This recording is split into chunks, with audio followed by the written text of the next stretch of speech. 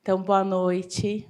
Sejam bem-vindos, bem-vindas a mais esse encontro dos diálogos amorosos, esses encontros que nós temos promovido aqui na Carandá Educação, pensando em permitir, né, que a gente tenha um tempo, um espaço para receber convidados, pessoas que nos ajudem a pensar fenômenos, pensar situações que têm pulsado reflexões e têm nos tocado tanto como família, né, como também profissionais da educação e interessados em pensar que mundo é esse, né? Como é que a gente tem construído as nossas relações em meio a tantas transformações e necessidades de dar respostas, enfim, né, de atender os nossos desejos, aquilo que a gente busca também construir. E é sempre uma alegria quando a gente recebe tanta gente, né? Recebe pessoas que nos são tão caras aqui na nossa casa. Hoje é uma noite especial para isso, né? Não só pela presença do Christian e do Matias aqui, mas porque a gente tem aqui Cleide, querida, Mônica, ali, tanta gente junto, né, que acompanha essa trajetória de pesquisa e de trabalho, né? E a gente, então, hoje, tem esse convite, né, que veio na forma desse título, né, do encontro. A arte e ciência é um diálogo necessário para pensar o mundo. E esse encontro ele parte, né, ele tem ganchos com propostas que nós estamos desenvolvendo junto aos alunos, enfim, em diferentes segmentos, que é, de fato, romper essa ideia das fronteiras disciplinares e pensar articulações dentro dos convites às aprendizagens. E essa provocação que nós estamos fazendo como equipe tem feito com que a gente estude em diferentes âmbitos aqui na escola, inclusive num grupo de trabalho, do qual o Matias faz parte como professor. E essas provocações têm percorrido diferentes oportunidades aqui da gente rever o currículo e pensar o nosso fazer cotidiano. Mas, né, receber o Christian, né, que a gente acompanha as pesquisas, o trabalho dele, não só aqui pela proximidade, né, como pai do Matias e marido da Ana Cris, mas como profissional que tem nos provocado a pensar o nosso fazer na escola também por diferentes perspectivas.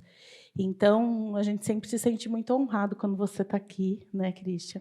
E acho que hoje é um dia muito especial por a gente ter pai e filho nesse diálogo, né?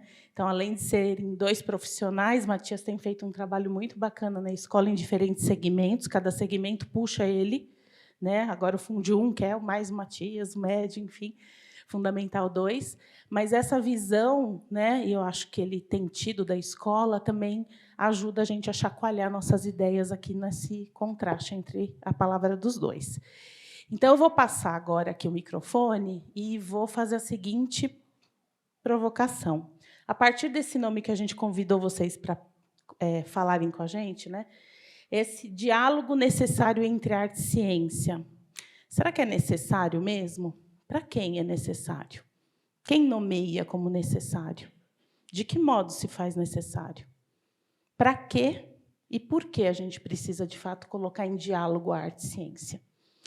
Então, queria inverter, né? A gente coloca como uma afirmação, mas eu devolvo para vocês, né? Que lugar é esse que esse diálogo ocupa ou não? Obrigada, bem-vindos. Em nome de toda a equipe. Obrigado, gente. É um prazer, uma honra. Estou até tremendo aqui de estar do lado do meu filho, Matias.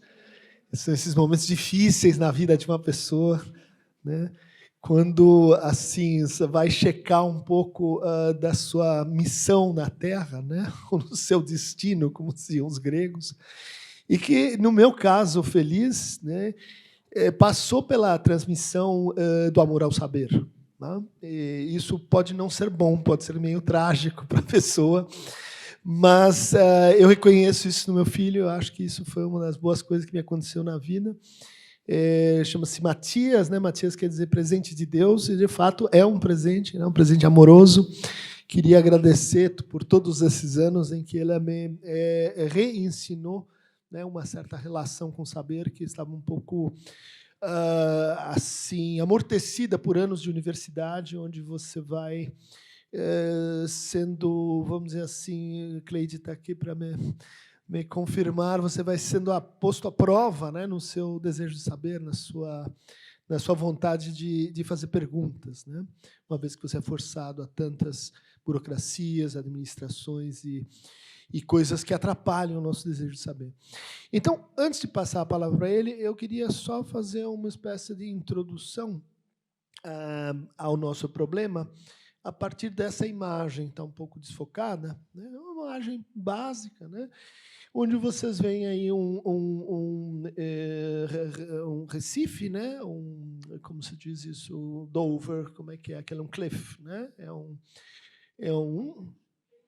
penhasco, né? E a gente tem a água, né? Do mar. E ali a gente tem um farol que pode ser assim, foi instalado a partir de um mosteiro, né? Eu acho que é uma ótima combinação para o que a gente vai discutir, né? Porque a gente tende a olhar para a ciência e a arte como duas materialidades distintas, né? Quer dizer, o terreno firme e sólido da ciência, né? A terra firme da ciência, como dizia o Freud, né? Quer dizer, o trabalho é de ganhar, né, terra sobre o mar. O trabalho da cultura é esse, né, de ir aterrando o mar e ganhando, portanto, mais lugar para a plantação, para a habitação, para a vida humana, né? E a relação entre arte e ciência, ela costuma ser apresentada assim, tanto que a gente viu várias perguntas aqui, né? Como é que elas se relacionam, qual é a conexão, qual é a borda, tem um limite, uma passa para a outra, né?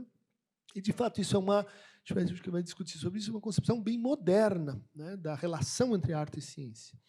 Só que essa relação ela tem ainda um terceiro elemento, vamos dizer, que é o farol.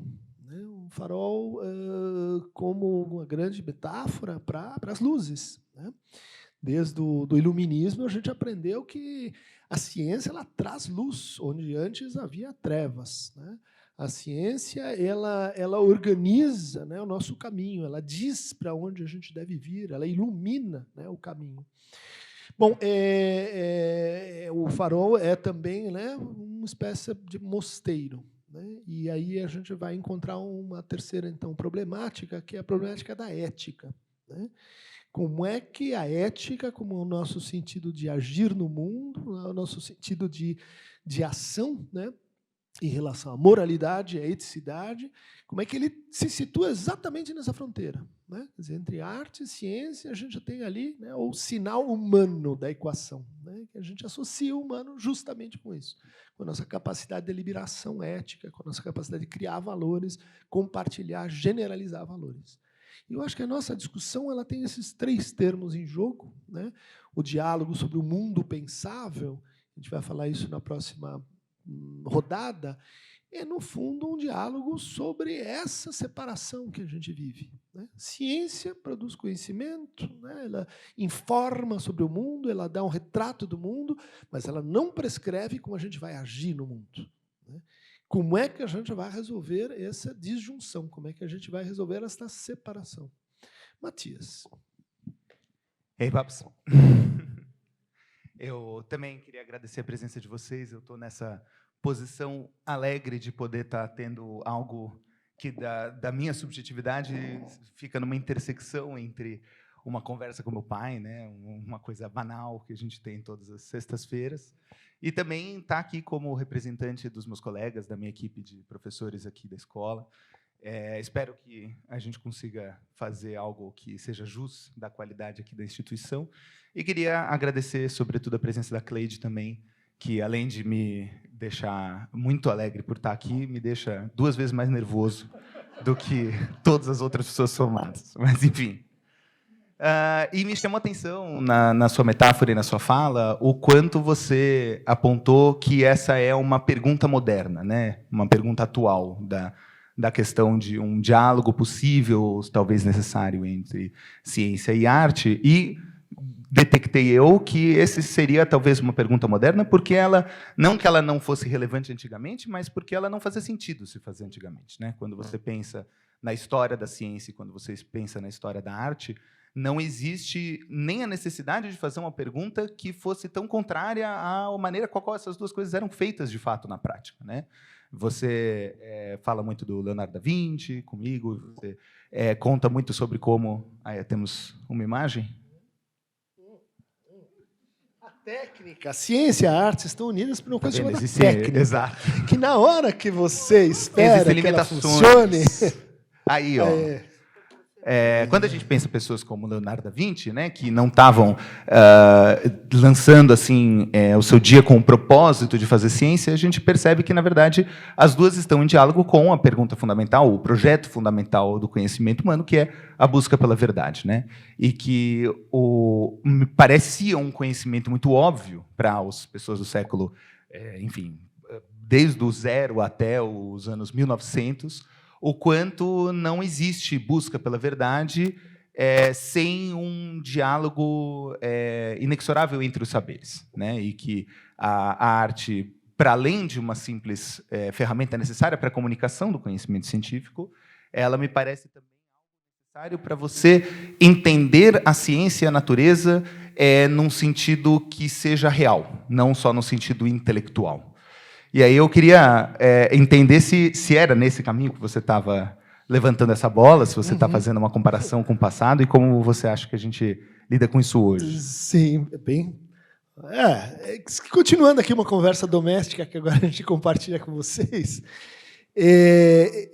explicitando um pouco, né, mais esse problema, né?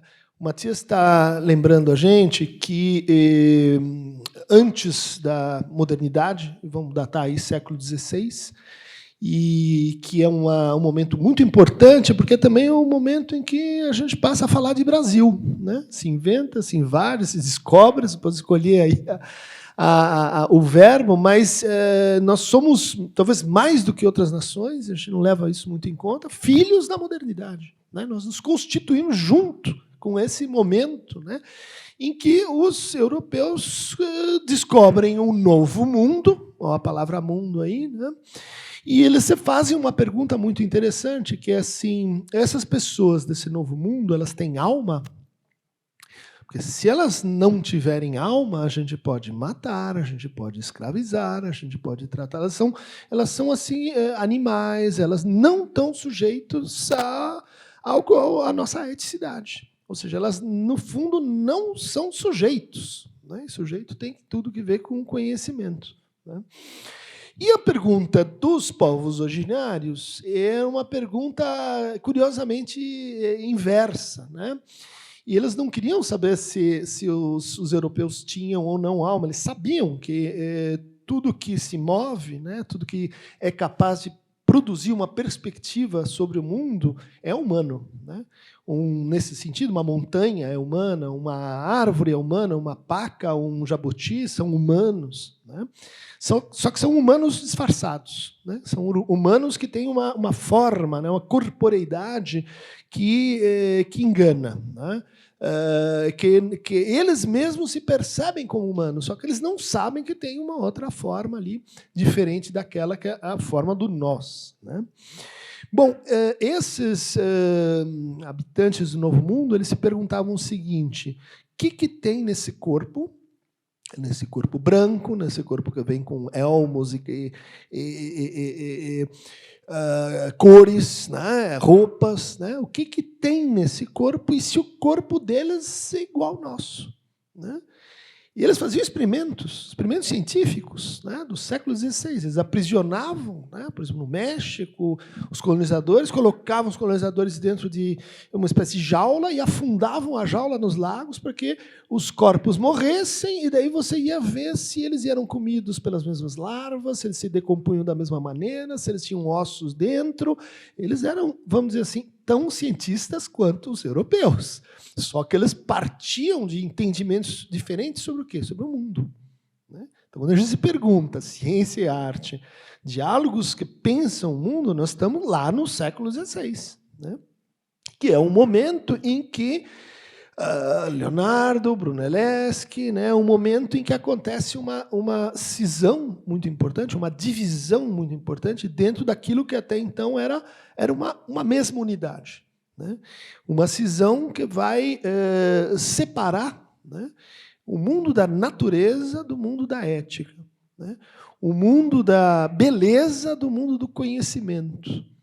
Essa separação ela é contemporânea das transformações, né, do que hoje a gente melhor mobiliza para definir o que a gente chama de ciência. Vou perguntar ao Matias, físico, historiador, se isso é correto. Mas, no fundo, a ciência ela pode ser traduzida por uma palavra que é método. Né? Ou seja, é científico aquilo que é metodologicamente científico. E o método impõe que a gente possa produzir mesmos procedimentos para obter resultados semelhantes ou divergentes e compará-los, né, para, em seguida, fazer novas observações, novas verificações sobre o mundo.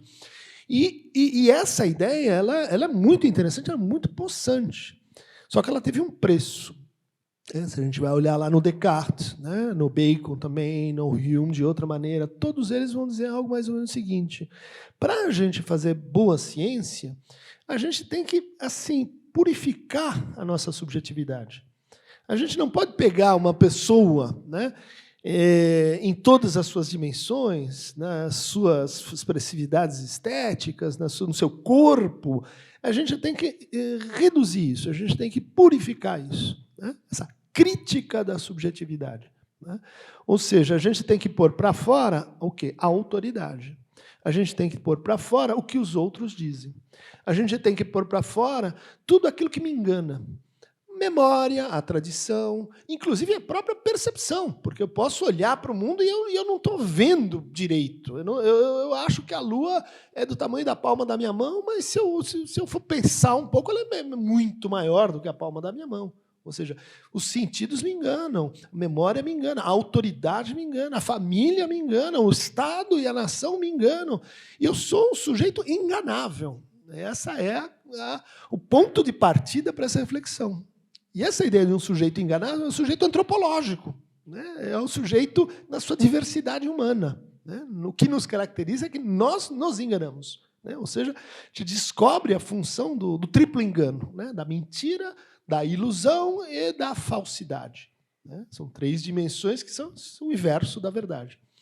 Bom, esse processo que vai dar origem ao método cartesiano, ele, portanto, vai tirando do sujeito, né, no sentido do humano, né, tudo aquilo que é variável, até encontrar essa primeira evidência, evidência científica, uma palavra que está aí em curso até hoje. Essa primeira evidência, penso, logo existo, né, e formar aí um modelo de conhecimento. Bom, o que o Descartes diz sobre a ética? Ele diz assim, olha, a ética, eu vou respeitar as leis do meu país e etc. Não vou contrariar a moral, mas a ética não é objeto de conhecimento. A ética vai ficar para depois. Ele tenta resolver isso mais tarde, mal, e não funciona, né, para as regras, para a direção do espírito. Ou seja, ali, no momento em que nasce a ciência, a gente tem a perda de um mundo que era, vamos dizer assim, uma unidade de saberes, era apreendido por uma unidade de saberes, e uma unidade, né, uma diversidade de pessoas, vamos chamar assim. Né? A gente deixa isso de lado, e daí a gente ganha a ciência. Bem legal, né? Só que, a partir desse momento, a gente cria para nós mesmos um problema, que é como é que junta de novo. O que organizava a unidade do mundo antes disso? Né? Vai dizer, era a teologia, você pensa no medieval ocidental, pelo menos, eram os mitos, se a gente pensa nos povos originários. Né? Então, por isso que uma coisa é o que é mito, outra coisa é ciência. Né? Uma coisa é religião, teologia, outra coisa é ciência. Essas separações, elas são fruto e efeito da nossa confiança numa forma de conhecer. Só que, vejam, essa forma a saber, que a gente chama de conhecimento, ela vai trazer junto consigo um problema que é: para que me serve esse conhecimento? Como eu me oriento nesse conhecimento para amar, para decidir o que é melhor para mim, para decidir o que eu quero, para saber o que eu quero, para fazer com esse conhecimento alguma coisa, que é a questão da tecnologia. Como é que eu uso isso que eu sei, isso que eu conheço? Vamos ver isso em outro capítulo. Então, veja, a ideia de diálogo é porque tem antes uma separação, né? A ideia de diálogo é porque, assim, como é que vai juntar terra e água, né? Elas são diferentes. A gente quer elas juntos de novo, mas a gente quer separação da ética, da moral, da política, e como é que a gente lida com essa cisão, Matias? Eu vou aproveitar que você falou que ia me perguntar, já no lugar de historiador, de físico, sobre a ciência, se ela poderia ser traduzida como método, né? E eu começo dizendo que, para mim, não existe nenhuma definição consistente de ciência ou de filosofia que não coloca a ciência como um ramo da filosofia. Então, desde uma definição mais simplista do próprio vocabulário, né, filosofia como a busca pela verdade, a gente tem um conhecimento muito bem consolidado, mais assim, pré-século XIX do que atualmente, mas que me parece muito mais consistente do que a visão que a gente tem hoje na doxa cotidiana, de que a ciência é o ramo da filosofia, é o ramo da busca da verdade, que se traduz no mundo natural, né? Então, você tem a grande busca pelo conhecimento, que tem muitas vertentes, e aí você pode, por exemplo, apontar a ética como a reflexão filosófica da moral. Você tem estética, que, né, justamente onde vamos chegar com isso, e você tem o ramo da filosofia, que seria a filosofia natural, que tenta descrever o funcionamento do mundo externo ao ser humano, né? E eu sinto que essa visão que foi se construindo da ciência como método e foi separando a ciência da filosofia, ela foi produzindo um efeito nefasto de dar uma certa sensação de dever cumprido por parte das ciências e dos cientistas, de que, uma vez que a gente está descrevendo a natureza, uma vez que a gente está descrevendo a realidade, que os nossos modelos estão funcionando, a gente está respondendo às grandes questões. E que, quando a gente esquece que tem esses outros ramos da filosofia e que eles são necessários para descrever a realidade como real e não simplesmente como um conjunto de modelos, a gente ignora o fato de que existem perguntas muito mais sérias e que a ciência deveria estar tentando responder e que, às vezes, ignora que ela não responde, como, por exemplo, o que, para mim, é o maior problema filosófico da humanidade, que é o problema da consciência, né? Os cientistas, pelo menos os cientistas com os quais eu converso mais frequentemente, que são mais assim, aquele estereótipo de um cientista roxo, como engraçado falar isso, né, como um corintiano roxo, né, como uma coisa que existe uma paixão envolvida, mas eles geralmente colocam para escanteio essa questão, né, de tipo, a consciência é uma ilusão, a consciência é algo que não pertence ao mundo, né, então ele não devemos pensar sobre ela. E quando a gente esquece, justamente, que a gente está trabalhando com a pergunta, para mim, uma das perguntas mais relevantes de todas, a gente fica com essa impressão de que a ciência, então, tem um status separado da filosofia, que ela responde a esse determinado conjunto de coisas a partir desse determinado método, quando a gente poderia, por exemplo, estar se indagando sobre se existe naturalidade na consciência, né? Como entender a consciência a partir do ponto de vista das ciências naturais. E agora, vou ter que perguntar para o psicanalista, né? Mas eu sinto que o nosso atual melhor modelo para a consciência é que a consciência é estruturada em linguagem, como diria alguns psicanalistas famosos. E essa parte você não pegou bem. É o inconsciente que é estruturado como a linguagem, mas tudo bem. Mas, uma vez que a gente, então, reconhece que a gente tem esse objeto de extrema importância, né, que, na verdade, é o intermédio pela qual a ciência acontece. Porque a ciência não é a natureza, a ciência é a nossa consciência da natureza, né, e essa consciência a gente só consegue descrever a partir da linguagem. Você já tem aí uma inseparabilidade natural, porque, para mim, arte é linguagem, né? Eu não consigo, aí sim eu não consigo ver diferença entre a arte e a linguagem, porque qualquer objetivo da arte me parece ser permitir a nossa comunicação, né? Uma comunicação que pode fazer sentido para nós quando a gente olha o mundo externo, mas existe algum elemento de imaterialidade na nossa consciência, na nossa linguagem, e que só a arte é capaz de oferecer. Eu dar um exemplo para ilustrar o que eu quero dizer, que eu acho que conecta com a sua descrição da investigação que os povos originários estavam falando, que você estava descrevendo. Eu estou dando aula para o 2º ano do Fundamental aqui, e a gente está estudando luzes e sombras. E o tema, assim, o título da nossa sequência é Luzes Visíveis e Luzes Invisíveis, e a gente estava discutindo o fato de que existem animais que enxergam cores que os seres humanos não enxergam. Então, por exemplo, as borboletas têm 5 cones de visão, então a gente consegue projetar para a consciência da borboleta a possibilidade de que ela vê uma cor que a gente não vê. E aí uma das alunas perguntou como é essa cor. Essa é incrível. E eu podia ter respondido o que a ciência natural responderia, né? O que é essa cor? É uma frequência eletromagnética acima do 8 vezes 10 a 15 Hz, que o nosso aparato visual consegue detectar. Mas é óbvio que ela não estava perguntando sobre isso. Ela estava procurando um atravessamento estético, né? Ela estava querendo saber como é sentir o vermelho. E aí eu respondi para ela, como é que eu respondi isso, na verdade, né? O que é o vermelho? Como é o vermelho? Como você me explicaria o vermelho? E aí ela deu uma travada. Ela virou assim, ficou meio quieta. E aí depois, no final da aula, ela veio me falar que ela achava que tinha coisas que a gente não conseguia explicar em palavras, de que não que o vermelho a gente não consegue falar, né? A gente consegue sentir, a gente consegue saber o que é vermelho, mas a gente não consegue comunicar. E aí, só para, enfim, terminar a história, ela me falou isso e eu falei, você acabou de fazer minha semana. Fiquei feliz o suficiente, vou chegar em casa, vou contar para minha esposa. Ela chorou de felicidade que ela, né, tinha tido esse comentário inteligente, mas eu estava falando sério que ela tinha feito um comentário inteligente, porque, para mim, essa foi a aprendizagem da aula, né? Que a nossa tentativa nas ciências naturais de sistematizar a natureza e o mundo, ela é uma tentativa linguística, mas que de nada serve se a gente não a compreende. E que essa compreensão é um atravessamento estético.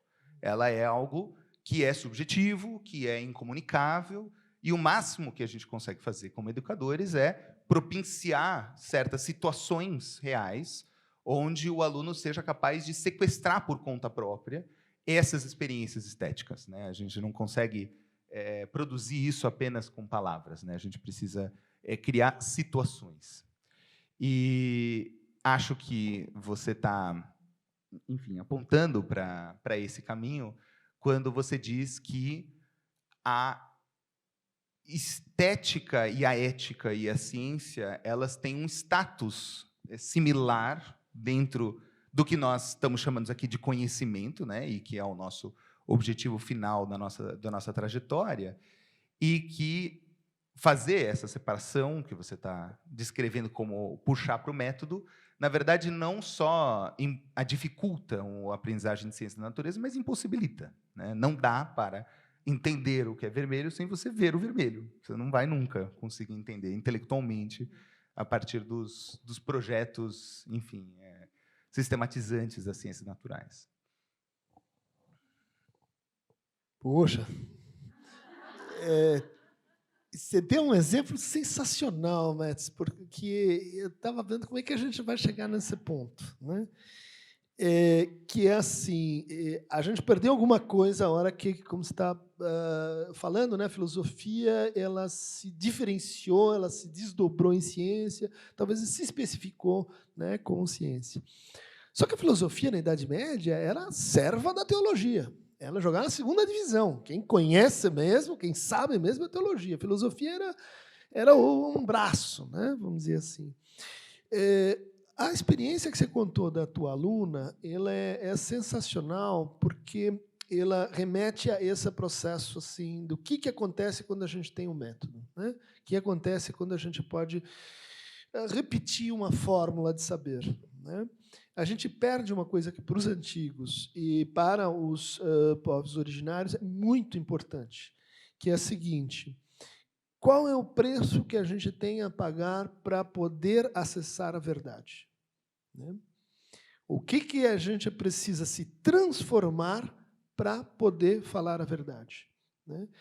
E essa transformação, ela explica, por exemplo, os ritos, uma série de passagens, vamos dizer assim, iniciáticas, uma série de ideias sobre assim, como é que tem que ser a pessoa, né? Como é que ela tem que estar, a pessoa, para ela poder ascender à condição de sujeito do conhecimento. Sair da caverna? Hã? Sair da caverna? Sair da caverna, exatamente, né? O mito da caverna é um exemplo disso, né? A pessoa precisa se transformar para poder ver as coisas como elas são. Se ela continuar ali amarrada, vendo sombras, ela não vai conhecer propriamente, ela vai se iludir, né? E são dois problemas, quer dizer, como é que a pessoa tem que se transformar para poder conhecer? Ou tem uma outra concepção que diz assim, não, todos nós já conhecemos, né? A questão é que, quando a gente já conhece abstratamente. Como é que a gente deixa de ser esse sujeito abstrato, impessoal e sem corpo e adquire um corpo? São perguntas simétricas, né? Ou seja, essa dimensão ética da verdade, né? O que você precisa, como você precisa estar em relação ao outro, em relação ao mundo, para poder conhecer. Isso, depois do século XVI, não importa mais. Segue o método, ajoelha e reza, que o conhecimento virá por si mesmo, né? Você pode ser um crápula, você pode ter uma relação horrível com os outros, você pode ser um devastador ambiental, não importa, né? A ciência, ela prescinde da pessoa do cientista. Isso é muito importante, por quê? Porque a pessoa do cientista vem com ideologias, preconceitos, valores particulares que não devem se apresentar como universais, né? Qual que é a questão aí? Então, se a gente perdeu essa conexão, a gente não consegue mais olhar para isso, que é um desafio. Você escolheu muito bem, né? Um desafio para a ciência, que são as qualidades, né? Uhum. Como é que, quer dizer, o vermelho é uma qualidade. Você pode traduzir quantos hertz mesmo? O vermelho seria 4 vezes 10 a 14. 4 vezes 10 a 14. Coisas que as pessoas conhecem, né? Isso é um vermelho para vocês? Isso acho que não traduz. Isso é uma quantificação de ondas, né? Mas a gente não vê ondas, a gente vê vermelho, né? E essa característica, né, da qualidade, ela contém uma coisa que é, por definição, estética, né? O campo da estética é o campo das qualidades, da linguagem, né, que tenta dar forma para as qualidades, para a matéria, se vocês quiserem. E a estética passa a ter essa função, né, desde esse momento, que é o seguinte: como é que eu recupero a unidade perdida? Pela estética. A estética me faz voltar a ver o mundo, e não a natureza, a realidade, o universo, a existência, que a gente frequentemente confunde com o mundo. Quando vocês puseram essa palavra aqui, eu falei, mas é genial, porque é uma palavra precisa do ponto de vista filosófico, né? Diálogo para pensar o mundo. O mundo, Kant, né? Agora, próximo capítulo da nossa conversa. O Kant dizia o seguinte: para fazer ciência, a gente tem que excluir 3 ideias: Deus, alma e mundo. Porque essas 3 ideias, elas são pensáveis, mas elas não são cognoscíveis. O que a gente conhece é a natureza, né? O que a gente conhece é aquilo que pode ser fragmentado, que pode ser partido, inclusive em formas de saber. Biologia, matemática, linguística, história. Ou seja, essa fragmentação dos saberes, ela é própria da atitude metodológica diante do conhecimento. Como é que a gente faz para recuperar? Onde está a unidade? A unidade está na qualidade.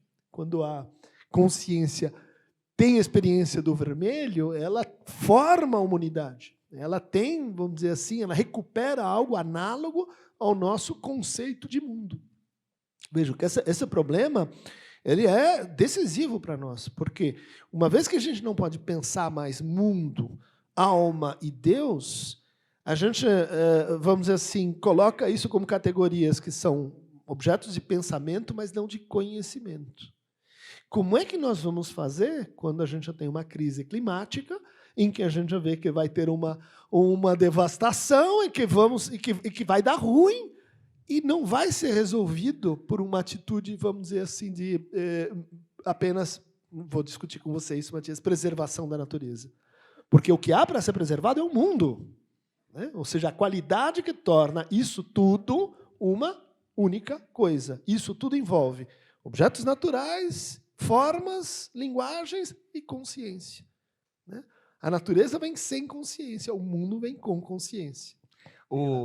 Uma separação artificial entre o saber e o crer, né? Que é tão caro para o Kant, como se a gente fosse sabendo, sabendo, sabendo, sabendo, e até aqui, e aí essas outras categorias, isso que está para além do saber, ele tem a ver com o crer, ignorando o fato de que, já como apontaram, na minha opinião, filósofos mais coerentes com esse ponto de vista, a gente sabe o que a gente acredita e acredita no que a gente sabe, né? Não existe essa separação, e o que ela acaba produzindo é, no final das contas, uma ciência inútil, né?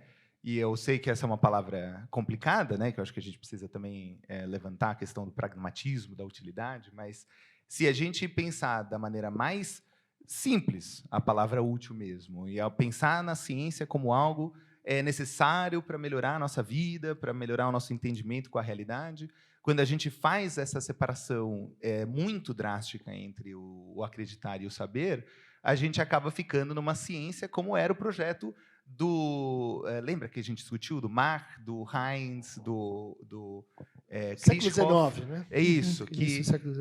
Olha que maluquice. Que eram 3 físicos que não gostavam do quanto a ciência dependia de categorias linguísticas, como energia, força, que não são coisas verificáveis visualmente, né? Você sabe que o cara é cientista raiz quando ele acha que força é uma coisa que é abstrata demais, né? Que não está ali na sua visão mesmo.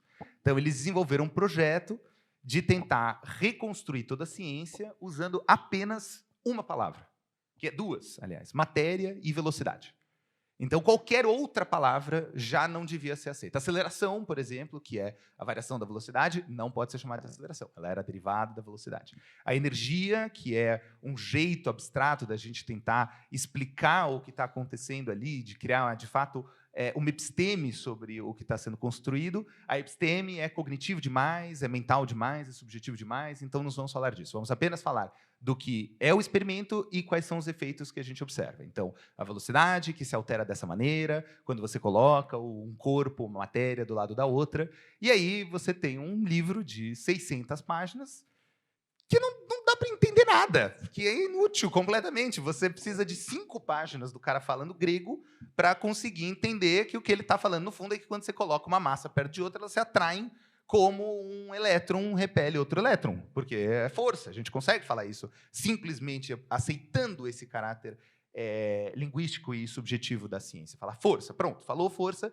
você entende uma relação causal, uma relação de que isso leva ao aparecimento de força e contradiz a ambição desses positivistas de conseguir fazer uma ciência absolutamente sem essas possíveis categorias, né?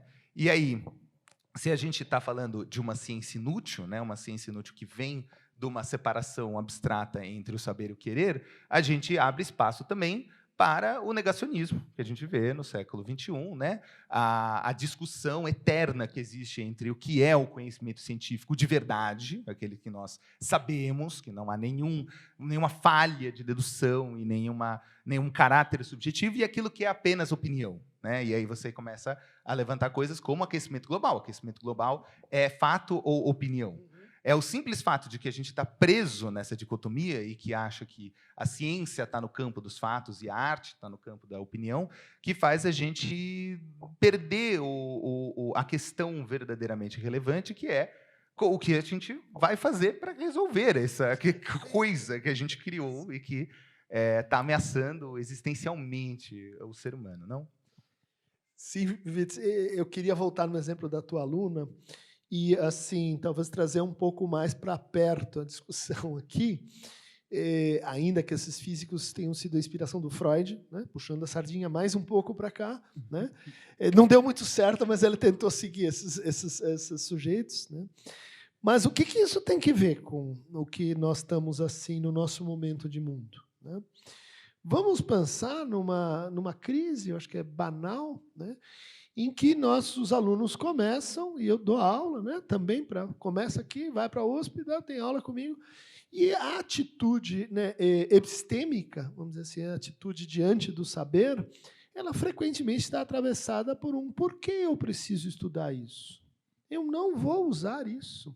Para que me servem as equações de Maxwell, cossenos, tangentes? Eu sofri violentamente com isso, torturado por professores sequenciais de matemática, sádicos, em que eu passava um ano inteiro, porque eu dizia, dessa vez vai, não vou perder, não perdi de novo.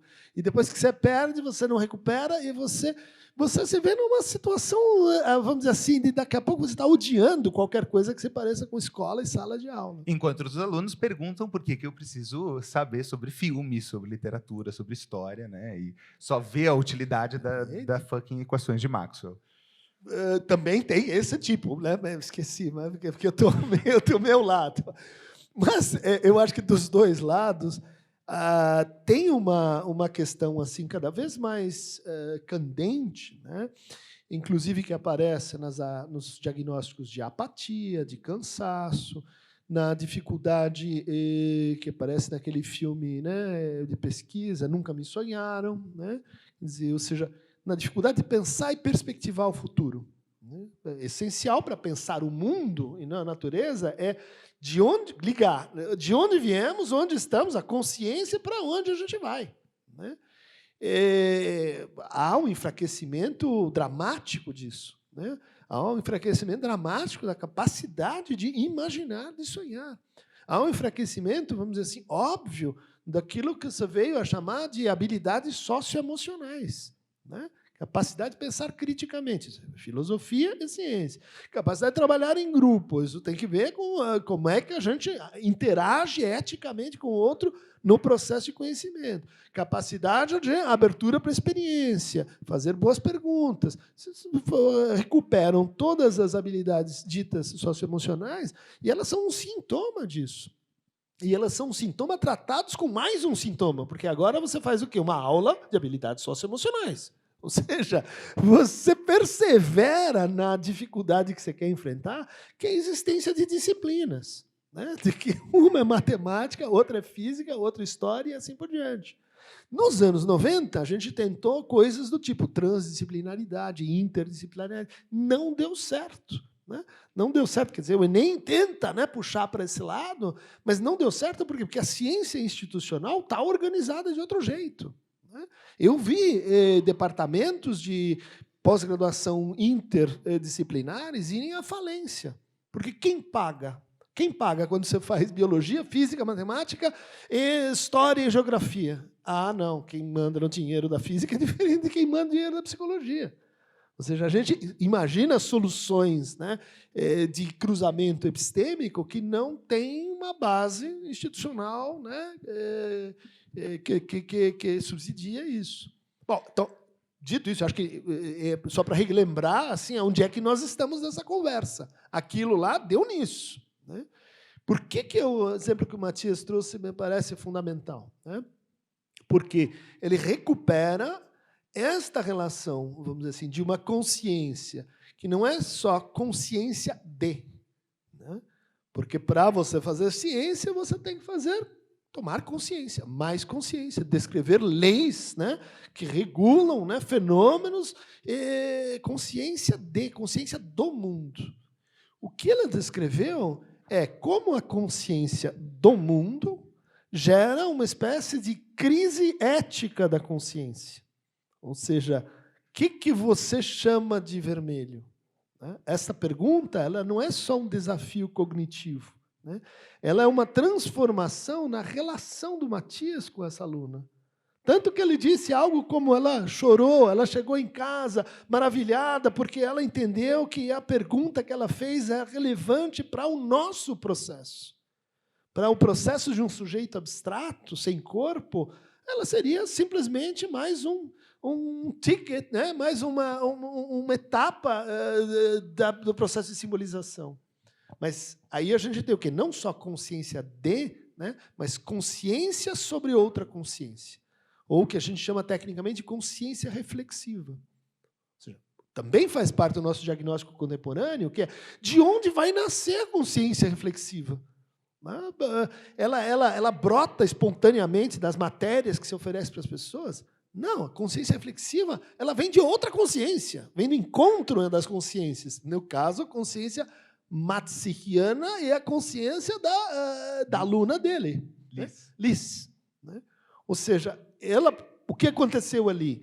De certa maneira, ela percebeu que o reconhecimento condiciona o conhecimento. Reconhecer, né, onde nós estamos, quem nós somos, que diálogo é esse, que são as perguntas que vão de um lado para o outro, definem, reformulam o que é conhecer, as condições de possibilidade para conhecer. Isso aqui, como é que a gente reproduz? Porque parece lindo, né? Olha lá, o estético. Como é que você faz isso acontecer de novo? Matias, The Wizard. Olha, o conhecimento você não oferece, né? Ele tem que ser sequestrado mesmo, roubado. Então, não existe um conjunto de práticas, um método científico para a formação de um elemento que reconhece e se reconhece no outro e que Vitz, entende a pedagogos presentes. Você quer reformular isso? Você mantém ou abjura? Eu acho que o primeiro passo é reconhecer que, em todas essas etapas da nossa vida, mas principalmente quando a gente é menor, existe uma ânsia pelo preenchimento de um vazio interno, né? Que aí, novamente, os psicanalistas me perdoem se eu estiver falando besteira, mas inclusive uma sublimação sexual ali da criança dos 7 aos 12 anos. A conversa agora. Que não é o Freud que diz isso, que tem uma sexualidade infantil até os 7 anos, depois ela reaparece no 8º ano. Deus tenha piedade da minha alma. Sétimo, né? Aqui parece que era mas o sétimo, na minha cara. experiência no 8º oh Deus. Mas nessa janela lá dos 7 aos 12 anos, tudo aquilo que existe de um vazio das relações, de uma inexplicabilidade da nossa libido, dos nossos afetos, eles são muito facilmente exploráveis dentro do universo da pedagogia, né? É aquela criança que fica perguntando por quê o tempo todo, porque ela sente um vazio e que, quando ela entende, é sem igual assim, a sensação de prazer, de gozo mesmo, né? De sentir que entendeu algo e que esse vazio foi preenchido, nem que seja momentaneamente, né? Então, eu sinto que a regra número 1 deveria ser reconhecer o papel que esse vazio tem nessa faixa etária, lançar uma rede o mais ampla o possível, deixando buracos claros que a criança não vai conseguir preencher nesse momento, mas que você sabe que vão ser os pontos de partida para as novas pesquisas que essa criança vai fazer, né? Ou uma ignorância necessária. Então, a minha ideia, por exemplo, com o 2º ano, né, esse exemplo da menina, é que eu não tinha nenhuma pretensão de que eu ia explicar o que é uma radiação eletromagnética para crianças de 8 anos e que eles iam entender do jeito que a gente espera um entendimento cognoscente, descritivo daquele conteúdo. Mas a gente não pode ter medo. A gente não pode ter medo de trazer algo invisível, de trazer algo eletromagnético, e que, se a criança perguntar, você explica, sem medo que ela também não entenda completamente o que você está falando. Porque aquilo, se for uma experiência significativa, cola na retina, né? A pessoa se gruda naquela experiência. Por sorte, ela não esquece no 3º ano, no 4º ano, no 5º ano. E aí, quando esse campo minado, cheio de buracos, começar a ser preenchido por um aparelho mais capaz de sofisticação, vai vir esses momentos do ai, era aquilo que a gente estava vendo no segundo ano. E eu me lembro perfeitamente da minha professora tampando uma vela e a vela apagando. E falando, eu tinha criança também, falando, não, porque o oxigênio acabou aqui. E eu não fazia a menor ideia do que era oxigênio, mas a experiência gravou. E aí, depois, mais tarde, quando eu estava aprendendo sobre combustão no ensino médio, eu sinto que aquilo era muito mais real do que simplesmente algumas equações na lousa. Não sei se isso é a resposta do que você estava me perguntando. Ótimo, mas você está chamando a conversa para algo realmente decisivo, né? Que é assim, de onde vem... Pergunta da Madalena, né? Madalena Freire, de onde vem a paixão de conhecer? Por que conhecer é prazeroso? Já pensaram? É algo que passa, muitas vezes, por conceitos, por problemas totalmente abstratos, né? Sem materialidade ou tangibilidade, mas conhecer é posso usar a palavra, tesão, né? Como acontece essa mágica?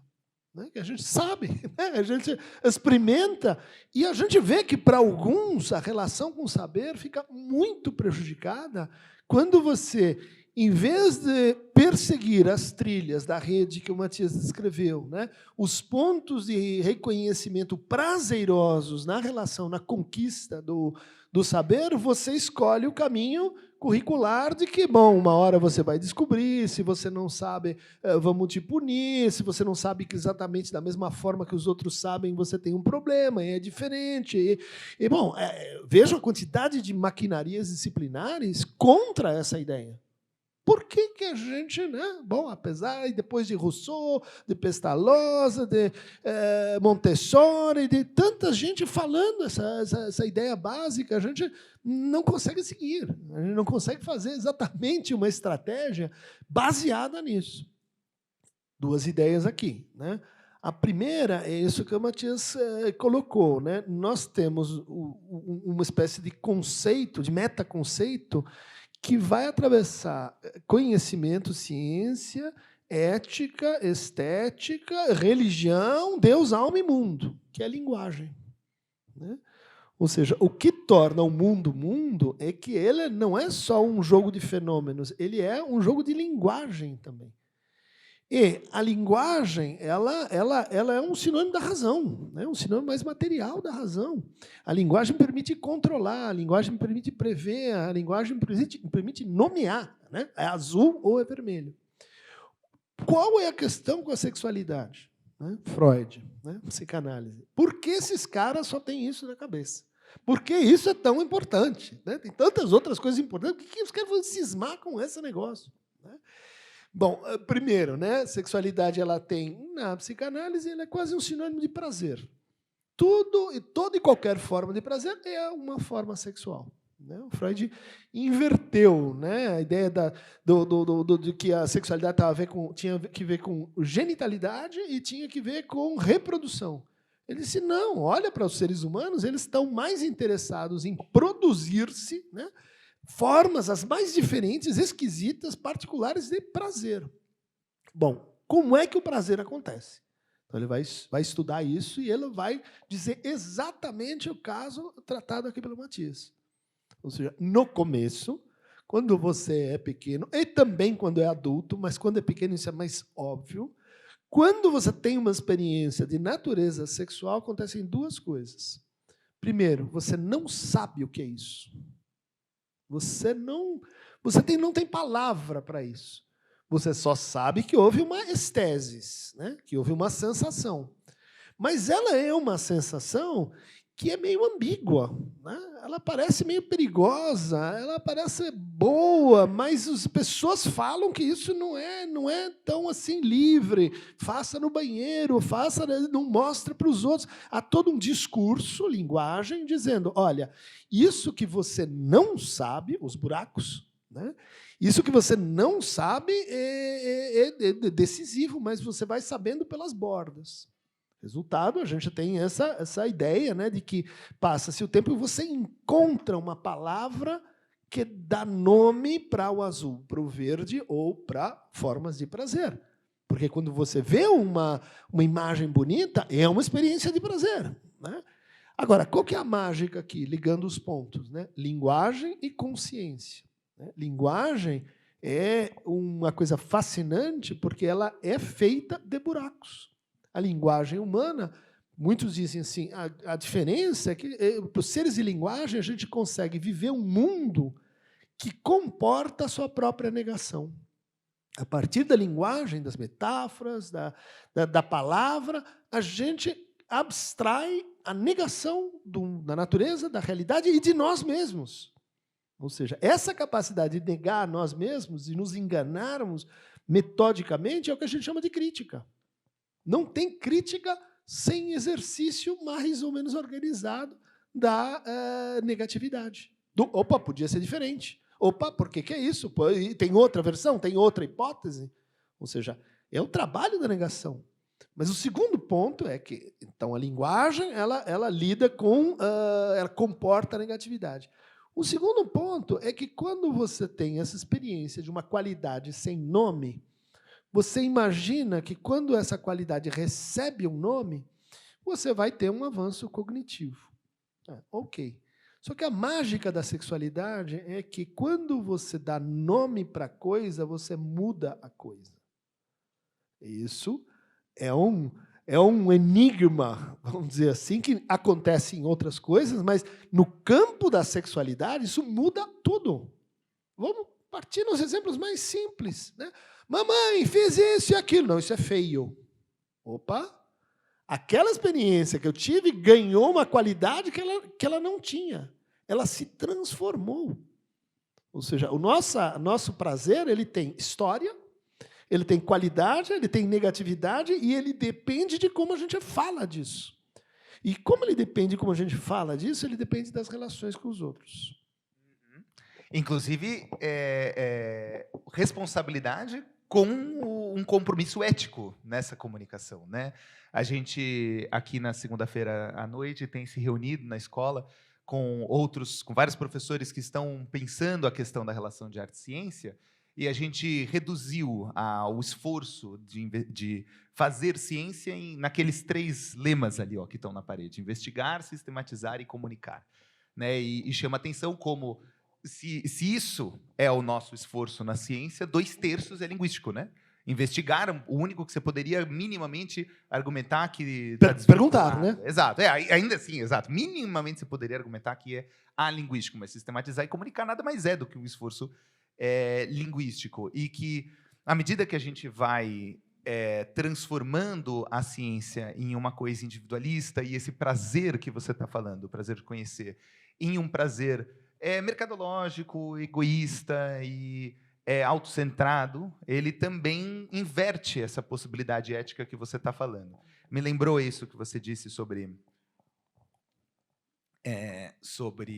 o falar da ciência, me lembrou um aluno de 3º ano, que agora acabou de fazer a monografia, aqui eu estou falando do 3º ano do ensino médio, e ele era um aluno que, enfim, sempre soube muito bem aproveitar a ciência, né? Gosta muito de ciência, curte muito, mas que tinha uma certa dificuldade nessa comunicação, né? E a sensação que passava para alguns colegas é de que esse prazer que você está descrevendo, ele era um prazer, às vezes, violento, um prazer do tipo, eu sei e você não sabe, né? Então, quando ele se comunicava com os amigos, às vezes, imagino eu, na melhor das intenções, ele passava uma impressão de arrogância, uma impressão de estar querendo se achar em cima dos outros, etc. E aí, esse ano, ele foi fazer a monografia dele, né? E esse processo de sublimação, ele entrou com força total. Ele falou, não, é agora, né? Existe essa energia dentro de mim da ciência e que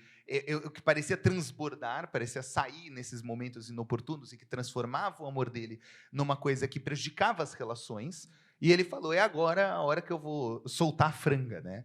Então, passou o ano inteiro fazendo uma monografia de quase 100 páginas, que os professores leram e admitiram que, assim, quase não dá para entender de tão complexo, foi tão escrita elaborado. no século XIX. Exato.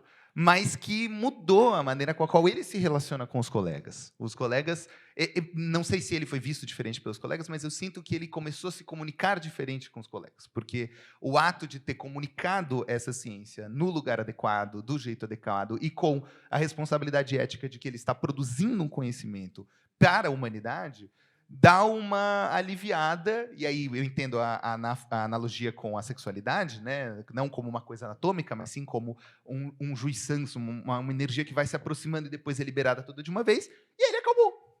E ele acalmou, e aí agora ele é capaz de falar com os amigos sobre o filme novo da adaptação do Stephen King, e não precisa falar sempre de subpartículas quânticas e etc. Né? Oi. Ah, justo. Isso, vamos lá. Então, pelo que eu entendi, agora a gente tem uma rodada de perguntas abertas para o público, é isso?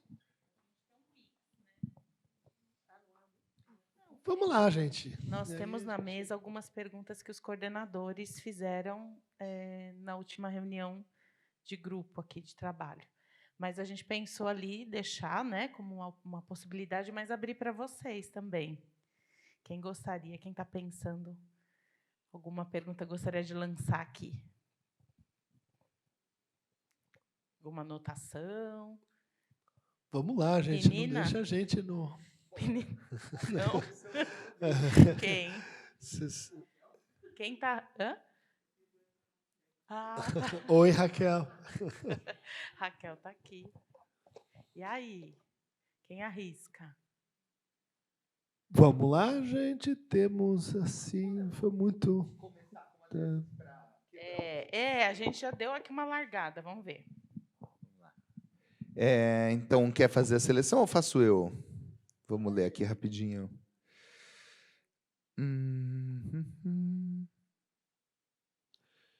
Que tal essa aqui? Em um mundo na qual a ciência é um discurso da verdade, qual é o lugar possível para a arte? Quer que eu comece? Tá bom. Então, quando a gente pensa historicamente o discurso que a arte e a ciência têm, pelo menos na educação, acho que eu prefiro puxar essa pergunta para esse lado, a gente percorre caminhos meio opostos, né?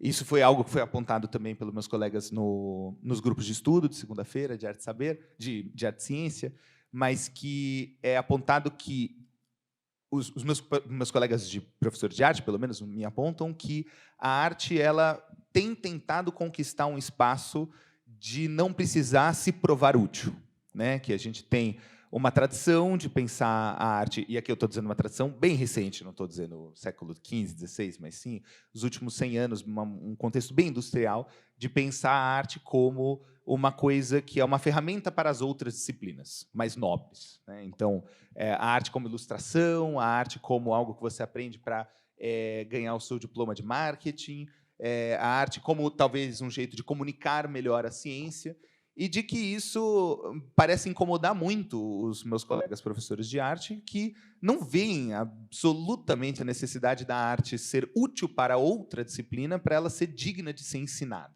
né? E a ciência ela tem o caminho contrário na educação, né? Graças ao status econômico e político que ela recebeu nos últimos anos, a ciência não precisa se justificar, né? É óbvio que precisamos aprender ciência, ela não tem que estar submetida a nenhuma necessidade real, a nenhum problema na vida das pessoas.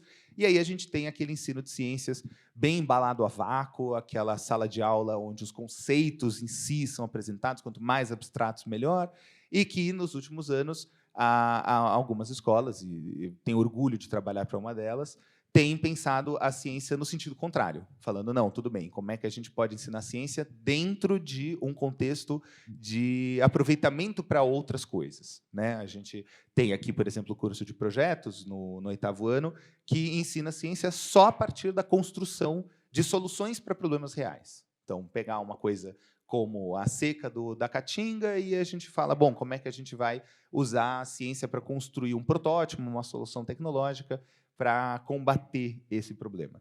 Então, acho que, no mínimo, eu estou dizendo aqui bem no nível superficial, Eu digo que, no mundo onde a ciência é um discurso da verdade e a arte, qual é o lugar da arte, eu sinto que a gente precisa conseguir aprender com a outra, né? A gente precisa conseguir usar a arte nesse sentido, no sentido de um aproveitamento do inútil, de algo que é útil apenas para si próprio, que é autossuficiente, e que a ciência precisa largar um pouco esse posto e aceitar que ela vai ter que também trabalhar para o próximo, né?